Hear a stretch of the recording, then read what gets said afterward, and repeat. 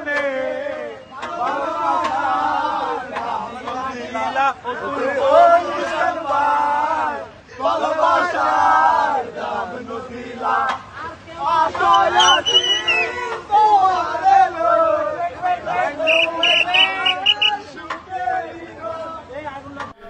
গান গেয়ে মারার বিষয়টা আমরা সিনেমায় দেখেছি। আমরা দেখছি যে সিনেমার যেই ভিলেনদের যে টেম্পার, সেটা তারা হচ্ছে গান গেয়ে গিয়ে নেচে নেচে মানুষকে হত্যা করে। তার মানে হচ্ছে তারা হত্যা করতে কুণ্ঠিত হয় না, হত্যা করতে তারা দুঃখিত হয় না। একজন মানুষকে তারা হত্যা করছে, তারা দুঃখিত হয় না, এরকম সিনেমার মেসেজ। তার মানে হচ্ছে এই ভিলেনটা কত নিষ্ঠুর। কিন্তু আমরা সেটা বাস্তবে দেখলাম যে একদল যুবক মিলে একজন যুবককে মারছে আর গান গাচ্ছে। এটা সিনেমা নয়, এটা বাস্তবতা। আমরা কোন সময় কোন দেশে বাস করি? সিনেমায় যে কাল্পনিক দৃশ্য ছিল, চিত্রায়িত করতো চলচ্চিত্র পরিচালকেরা, সেটা আমরা বাস্তবে দেখছি মানুষ কোন জায়গায় চলে গেছে। যে ইতিমধ্যে আমরা জানতে পারছি যে সে সাগরের কাছ থেকে শাহাদাত, যাকে হত্যা করা হয়, সে টাকা পেত এবং তাকে ফোন করে টাকা নেওয়ার জন্য বাড়ি থেকে ডেকে নিয়ে যায় এবং হচ্ছে এক পর্যায়ে লোকজন সবাই দেখতে পায় যে ফেসবুকে তাকে মারার যে ভিডিও সেটা ছাড়া হয়েছে, 20 সেকেন্ড বা 20 সেকেন্ডের ভিডিও, এবং দেখা যাচ্ছে যে তার মরদেহ পড়ে রয়েছে, লাশ মরদেহ পাওয়া গেছে। এটা না বললেও আসলে এখনও যদি আমাদের তদন্তে বেরিয়ে না আসলেও এটা ধারণা করা যায় যে ওই মারার কারণেই কিন্তু সে নিহত হয়েছে।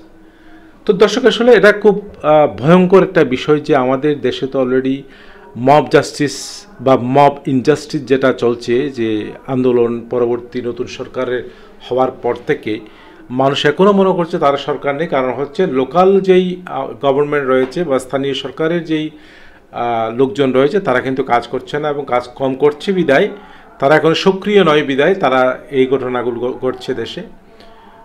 তো দর্শক, এটা কিন্তু খুব মারাত্মক একটি দৃশ্য এবং সাইন যে দিন দুপুরে নগরীর মাঝখানে ফ্লাইওভারের নিচে এক যুবককে একাধিক যুবক মিলে মারছেন, আরও গান গেয়ে গেয়ে মারছেন।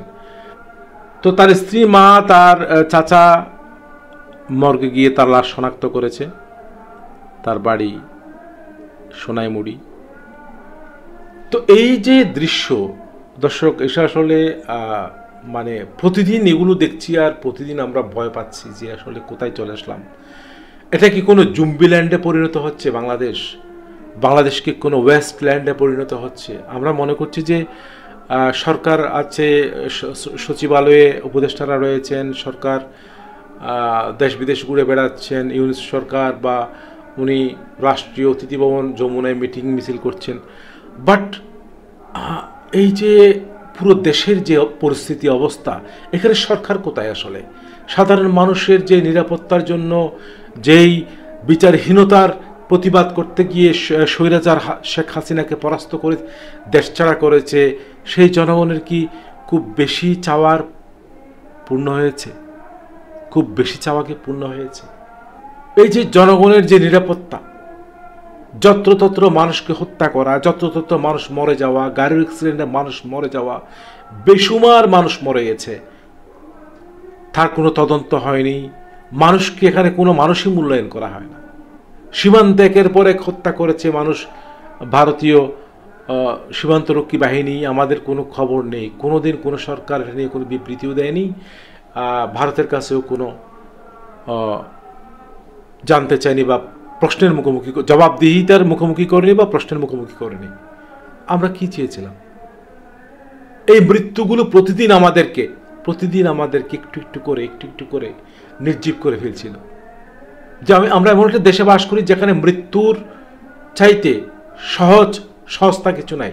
একটা মানুষকে কোনো উন্নত দেশে মারুক, কোনো গণতান্ত্রিক দেশে মারুক, আজ তুলা কালাম হয়ে যেত। কিন্তু আমরা এই স্তূপের মধ্যে, এই ধ্বংসাবশেষের মধ্যে আমরা বাস করছি। এখন আমরা এই ছাত্র জনতাকে সমর্থন করেছিলাম, সাপোর্ট করেছিলাম যেন এরকম মৃত্যুর খবর আর আমাদের শুনতে না হয়। আমরা এমন একটা দেশে বাস করতে পারি না। আমরা একটা দেশ পরিবর্তনের দ্বারে পৌঁছেছে। এটা অবশ্যই পরিবর্তন হতে হবে। এখানে প্রত্যেকটা মৃত্যুর হিসাব দিতে হবে। ইভেন মানুষের মৃত্যু দেখতে দেখতে একটা জিনিস আমাদের মাথায় আসতো যে আমেরিকান বিভিন্ন মুভি বা আমেরিকাতে যে জিনিসটা করতো সেটা হচ্ছে ফিউচার ক্রাইম, ভবিষ্যতে যে ক্রাইমটা ঘটবে সেটা আগে থেকে আজ করে সেটা যেন না ঘটে, সেরকম একটা সিস্টেমের মধ্যে তারা মানে অপরাধ বিজ্ঞানকে নিয়ে যেতে চেয়েছিল। সম্ভবত তারা এটা নিয়ে কাজ করছে বা এটা নিয়ে সফল হয়েছে। তো আমাদেরও সেরকম একটা জিনিসে যাওয়া যায় কিনা যে আসলে যে অভিযোগগুলো আমাদের বিভিন্ন জায়গা থেকে আসে, ইভেন অনেক সময় অভিযোগও দিতে পারে না। যে ধরেন এই শাহাদত সম্ভবত সাগরের কাছ থেকে টাকা পাচ্ছে, তো শাহাদত কোথাও অভিযোগও দিতে পারেনি যে টাকা পাচ্ছে হয়তো সাগরের ভয় আমি অনুমান করছি এই জন্য যে এই সাগরই কিন্তু শাহাদতকে ঘর থেকে বের করে নিয়ে বন্ধু বান্ধবদের নিয়ে মব জাস্টিস করেছে অথবা মব ইনজাস্টিস করেছে। তো দর্শক, শুধু গ্রেপ্তারই কিন্তু সমস্যার সমাধান নয়। আমরা দেখছি যে একটার পর একটা মব জাস্টিস হচ্ছে বিভিন্ন কারণে। হয়তো সাগরের কাছ থেকে বেশি টাকা পেত শাহাদত, সেই টাকাটা না দেওয়ার জন্য তাকে গণপিটুনি দেয়া হয়েছে। তো এখানে অপরাধীকে ধরে শাস্তি দেওয়া যেতে পারে, কিন্তু এই অপরাধ কি কমবে? আমার মনে হয় না। ইতিমধ্যে যারা মব জাস্টিস করেছে, এই যে কিছুদিন আগে ইউনিভার্সিটিতে তোফাজ্জলকে পিটিয়ে মারা হলো, জাহাঙ্গীর ইউনিভার্সিটিকে শামীমকে পিটিয়ে মারা হলো, এভাবে একটার পর একটা চলছে। প্রতিদিনই আমরা খবর পাচ্ছি, জানা অজানা অনেক। বাট এগুলোর তদন্ত চলছে, বিচারের আশ্বাস হচ্ছে, বাট এগুলো বন্ধ তো হচ্ছে না। মানুষ তো এখনো ধরে আছে যে তারা হচ্ছে এমন এক স্বাধীনতায় বাস করছে যেখানে মানুষ হত্যা করা যায়, হত্যা করলেও বিচার হবে না। ইভেন অনেক তরুণের ব্যবহার আমি দেখেছি ইতিমধ্যে যে আমাদের দেশে যে তারা স্টুডেন্ট পরিচয় দিচ্ছে, তারা বিভিন্ন সরকারি দপ্তরে ঢুকে যাচ্ছে বা বিভিন্ন জায়গায় ঢুকে যাচ্ছে, এবং তারা এটা তোয়াক্কা করছে না, এবং তারা মনে করছে যে তারাই দেশটা চালাচ্ছে। তো প্রত্যেকে যদি আমরা এভাবে আমাদের আইনকে হাতে তুলে নিই, তাহলে এটা তো আসলে অ্যানার্কিজম। এখন প্রশ্ন হচ্ছে, আমরা কি অ্যানার্কিজমে প্রবেশ করছি? আমরা কি একটা নৈরাজ্যিক সমাজে প্রবেশ করছি? সাথে থাকার জন্য সবাইকে ধন্যবাদ প্রিয় দর্শক।